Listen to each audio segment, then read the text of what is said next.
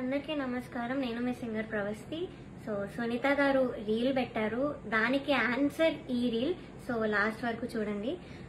సునీత గారు మీరు చెప్పారు, ఫస్ట్ నేను పాయింట్ వైజ్ వెళ్తాను. సో ఫస్ట్ పాయింట్ ఏంటంటే, మీరు చెప్పారు చిన్నప్పటి నుంచి చూస్తున్నాను, ఒళ్ళో కూర్చోబెట్టుకున్నాను అని చెప్పారు. ఇప్పుడు నేను ఎలా చేయాలి అని కూడా అన్నారు. సో లేదు, నేను ఇప్పుడు నన్ను ఒళ్ళో కూర్చోబెట్టుకోమని నేను అడగలేదు. నాకు ఆ minimum respect as a human, as a singer ఇవ్వమన్నాను. అండ్ మీరు రీల్లో ఎంత బాగా మాట్లాడారో, రియల్లో కూడా అంతే బాగా మాట్లాడుంటే ఇవన్నీ అయ్యేదే కాదు మ్యామ్. సో అదొకటి. పాయింట్ నెంబర్ 2, నాకు కన్సిస్టెన్సీ లేదని కూడా చెప్పారు. చిన్నప్పుడు ఎలా పాడావో ఇప్పుడు అలా పాడట్లేదు అని కూడా చెప్పారు. Okay, that's your opinion, I totally respect that. So నేను దాని మీద ఏం మాట్లాడట్లేదు. సో ఇప్పుడు మీరు అన్నారు కదా నేను పూర్తిగా సాంగ్ సెలెక్షన్ విషయంలో మాట్లాడలేదని. సో మ్యామ్ మాకు ముందే రైట్స్ ఇవ్వడం జరిగింది, స్కెడ్యూల్ 1 ముందే. So Aditya music, Saregama, T series, mango music, so ఏవి మాకు ఇచ్చిన రైట్స్. మేము ఈ రైట్స్ లో నుంచే సాంగ్స్ చూసి ఇచ్చాం వాళ్ళకి. సో నా సాంగ్స్ రిజెక్ట్ చేసిన కారణం అయితే రైట్స్ ప్రాబ్లం కాదు. దేనిలో కూడా జరిగిందో చెప్తాను.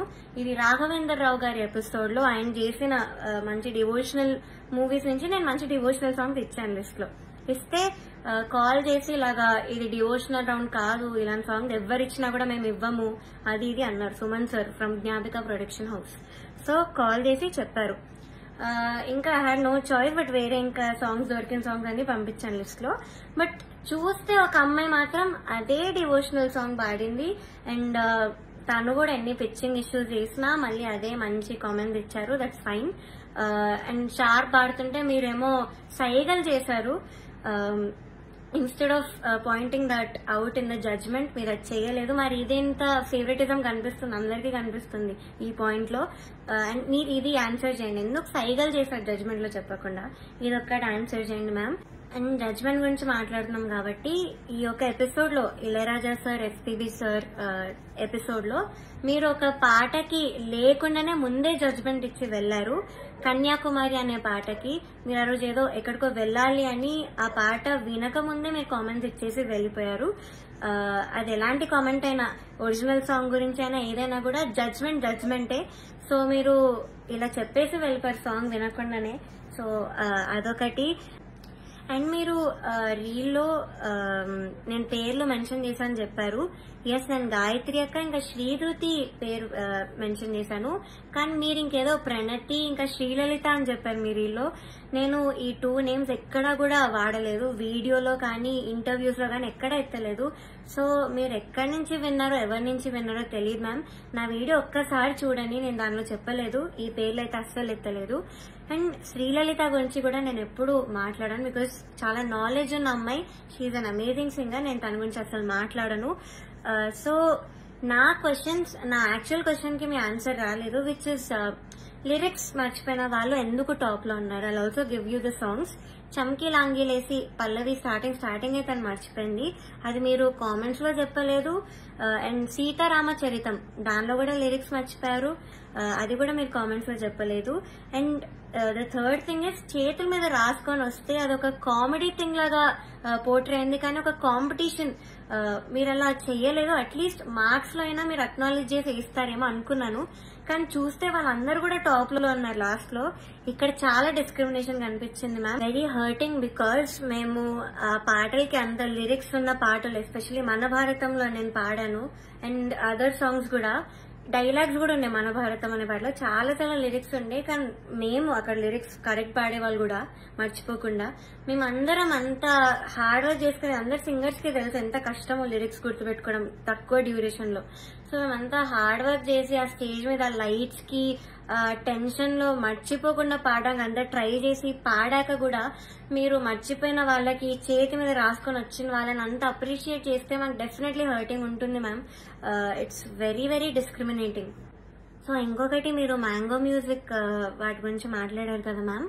ఫస్ట్ థింగ్ వచ్చేసి, నాకు మా గురువు గారు నిహాల్ కొండూరి గారు, ఆయన కంపోజిషన్ లో, అది మీరు పాడిన ఆయన కంపోజిషనే. సో అయినా ఇలాగా ఎవరెవరు అవైలబుల్ ఉన్నారు కోరస్ పాడడానికి అంటే ఐఎమ్ ఇంట్రెస్టెడ్ సార్ అని నేను చెప్పాను. సో నాకు ఆపర్చునిటీ అలా వచ్చింది. సో ఇంకొకటి ఏంటంటే, మీరు అన్నారు నిన్ను మీ మదర్ని సేఫ్గా పంపిమని నేనే చెప్పాను అని. మ్యామ్ ఫస్ట్ థింగ్ మా మదర్ రాలేదు ఆ రోజు, మా మదర్ని అలో కూడా చేయలేదు, నేను ఒక్కదాన్ని వచ్చాను. నాతో పాటు మీ అసిస్టెంట్ అక్క వచ్చారు, బికాజ్ అక్క ఇక్కడే ఉంటారంట ఇంటి పక్కన, అందుకే వచ్చారు. So my mother was not there ఆ రోజు, వేరే వాళ్ళ ఒక మదర్ వచ్చారు. సో నన్ను పికప్ చేసుకున్నప్పుడే మా మదర్ కిందకు వచ్చి అక్కతో అయితే చెప్పారు, నైట్ ప్లీజ్ డ్రాప్ చేసి వెళ్ళండి, ఇది మాత్రం నేను రిక్వెస్ట్ చేస్తున్నాను మిమ్మల్ని అని అడిగితే ఓకే అన్నారు అక్క. సో అలా మా మదర్ ముందే అడిగారు డ్రాప్ చేయమని. ఆ రోజు చాలా లేట్ అయింది, స్టార్ట్ అవ్వడమే చాలా లేట్ అయింది, నాకు చాలా ఫీవర్ ఉండే చాలా ఆ రోజు.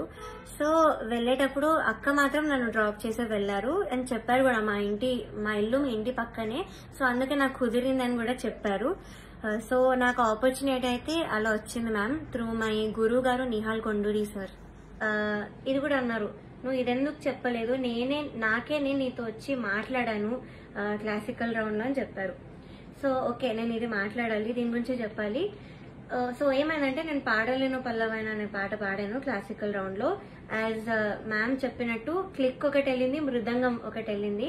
So I had to follow click follow అయి నేను పాడాను, ఐ డోంట్ మిస్ ఎనీ స్వరం. కానీ మిస్ అవ్వకపోయినా కామెంట్స్ లో ముగ్గురులో ఒక జడ్జ్ నుంచి నాకు అక్కడ స్వరం పోయింది కదా, తప్పులు అవుతూ ఉంటాయిలే అన్న కామెంట్ వచ్చింది. సో అది మార్క్స్ మీద ఎఫెక్ట్ అవుతాయేమో అని నేను అప్సెట్ అయ్యాను. ఆఫ్ కోర్స్ అప్సెట్ అయ్యాను, కాంపిటీషన్ ఉన్నప్పుడు నా ప్లేస్ లో ఎవరైనా అప్సెట్ అవుతారు అని మేబీ మీరు చెప్పినట్టు బీయింగ్ 19 year old నా ఏజ్ కూడా ఇష్యూ ఏమో, బట్ నేను అప్సెట్ అయ్యాను. అండ్ అప్సెట్ అయ్యాక ఏమైందంటే నేను ఆర్కెస్ట్రా వాళ్ళ దగ్గరికి వెళ్ళాను, ప్రొడక్షన్ వాళ్ళ దగ్గరికి వెళ్ళాను, మెంటర్స్ దగ్గరికి వెళ్ళాను. సార్ ప్లీజ్ మీరు ఈ జడ్జెస్ కి పాస్ చేయండి, నా తప్పు లేదు అక్కడ, కానీ కామెంట్స్ అలా వచ్చేసి నాకు కొంచెం భయం వేస్తుంది మార్క్స్ లో పడుతుందేమో అని. సో ఇది నేను అన్నిసార్లు వెనకాల పెడితే వాళ్ళు వచ్చి మీకు చెప్పారు, అది మీరు విన్నారు, నేను చూసా, వాళ్ళు చెప్పేటప్పుడు మీరు విన్నారు, దెన్ మీరు రియలైజ్ అయ్యి వచ్చి నాతో మాట్లాడారు, అది నేను చూసాను మ్యామ్. సో అంతేగాని మీరు వచ్చి మీరు రియలైజ్ అయ్యి నేను అప్సెట్ కనిపిస్తున్నాను అయితే మీరు మాట్లాడలేదు. అప్పుడు కూడా మీరు ఎలా మాట్లాడారంటే ఊరికే అప్సెట్ అయిపోతున్నారన్న వేలో మీరు మాట్లాడారు, ఐ స్టిల్ రిమెంబర్. అండ్ మీరు ఇంకో మాట అన్నారు మ్యామ్, అన్నిటికంటే హర్ట్ఫుల్ ఉన్న మాట అది నాకు, రోడ్ మీదకి వచ్చి ఇంటర్వ్యూలు ఇస్తున్నావు అది ఇస్తున్నావు అని మీరు అన్నారు. ఒక 19 year old ని పట్టుకొని అనే మాట అయితే అది కాదు మ్యామ్. అండ్ నేను రోడ్ మీద ఇవ్వలేదు మ్యామ్, నేనేం ధర్నాలు చేస్తూ అలా చేయలేదు. ఫస్ట్ ఆఫ్ ఆల్ మా ఇంటి నుంచే జూమ్ ఇంటర్వ్యూస్ అటెండ్ అయ్యాను, అండ్ ఆఫీసెస్ కి వెళ్ళే నేను ఇంటర్వ్యూ ఇచ్చాను. సో రోడ్ మీద అయితే నేను I don't create any nuisance. So మీరు ఆ మాట అనడం మాత్రం is very very wrong ma'am, I don't expect that from you. And ma'am మీరు ఇంకొకటి అన్నారు, నేను ఏదో రెవల్యూషనరీగా ఏదో చేశాను, ఏదో మాట్లాడానని. సో అది కీరవాణి గారు ఇలా వెడ్డింగ్ షోస్ లో పాడే సింగర్స్ గురించి ఇలా అన్నారు కదా. సో నేను యాక్చువల్ స్టేట్మెంట్ ఏమన్నారో అది నేను చెప్తాను. వెడ్డింగ్స్ లో పాడేవాళ్ళు నా దృష్టిలో సింగర్స్ కాదు అని అయితే సార్ అన్నారు. సో అది మీరు సార్ ఒపీనియన్ అని కూడా అన్నారు రీల్లో. సో అది నాకైతే ఒక ఇన్సల్ట్ లా అనిపించింది మ్యామ్, బికాస్ ఫర్ ఎగ్జాంపుల్ అంటే ఒపీనియన్ కి ఇన్సల్ట్ కి చాలా డిఫరెన్స్ ఉంది. సో నేను దానికి ఎగ్జాంపుల్ కూడా ఇస్తాను. ఇప్పుడు నువ్వు చేసే పని నాకు నచ్చదు అంటే అది ఒపీనియన్, నువ్వు చేసే పని అసలు అది నువ్వు మంచివే కాదు, నువ్వు పని చేస్తే నువ్వు మంచోడివే కాదు అని అంటే దట్స్ అన్ ఇన్సల్ట్. సో నాకు ఇది ఇన్సల్ట్ అనిపించింది and it's my opinion ma'am. Also మీరు ఒక వర్డ్ అన్నారు, ఓటమిని తీసుకోలేకపోతుంది అని. సో మ్యామ్ నేను ముందు చాలా రియాలిటీ షోస్ లో కూడా ఎలిమినేట్ అయ్యి వచ్చాను, అండ్ నేను ఎప్పుడు కూడా ఇలా వీడియో చేసి నాకు అన్యాయం జరుగుతుందని నేను ఎప్పుడూ పెట్టలేదు.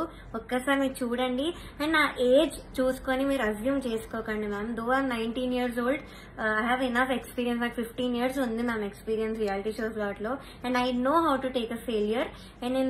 అండ్ నేను వీక్ పర్సన్ అయితే కాదు. చిన్న ఏజ్ నుంచే నేను చాలా హార్డ్ వర్క్ చేసి నా ఫ్యామిలీ రెస్పాన్సిబిలిటీ అంతా కూడా నేను తీసుకున్నాను. సో నాకు తెలుసు మెంటల్ ప్రెషర్ ఎలా హ్యాండిల్ చేయాలో, అన్నిటినీ ఎలా హ్యాండిల్ చేయాలో నాకు తెలుసు మ్యామ్. సో నేను చాలా స్ట్రాంగ్ గానే నించున్నాను ఇప్పుడు. అండ్ నా వెనకాల ఎలాంటి పవర్ఫుల్ పర్సన్ లేరు, మాకు అంత ఇన్ఫ్లుయెన్స్ లేదు, మాకు మనీ లేదు నేను ఓన్ గా రావడానికి, నా ఓన్ మ్యూజిక్ చేసి ఓన్ సాంగ్స్ చేసుకొని రావడానికి మాకు అది లేదు.